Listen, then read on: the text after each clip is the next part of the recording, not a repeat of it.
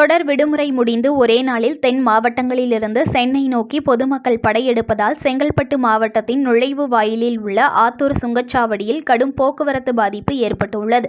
சுதந்திர தின விழா மற்றும் வார விடுமுறை என்பதால் அதிகப்படியான வாகனங்கள் சென்னையிலிருந்து தென் மாவட்டங்களை நோக்கி சென்ற நிலையில் நாளை பள்ளி, கல்லூரிகள் மற்றும் அலுவலகங்கள் வழக்கம் போல் செயல்பட உள்ள நிலையில் தென் மாவட்டங்களுக்கு சென்ற பொதுமக்கள் ஒரே நேரத்தில் சென்னை நோக்கி படையெடுப்பதால் செங்கல்பட்டு மாவட்டத்தின் நுழைவு பகுதியாக உள்ள ஆத்தூர் சுங்கச்சாவடியில் சுமார் 3 கிலோமீட்டர் தூரத்திற்கு வாகனங்கள் அணிவகுத்து நிற்கிறது.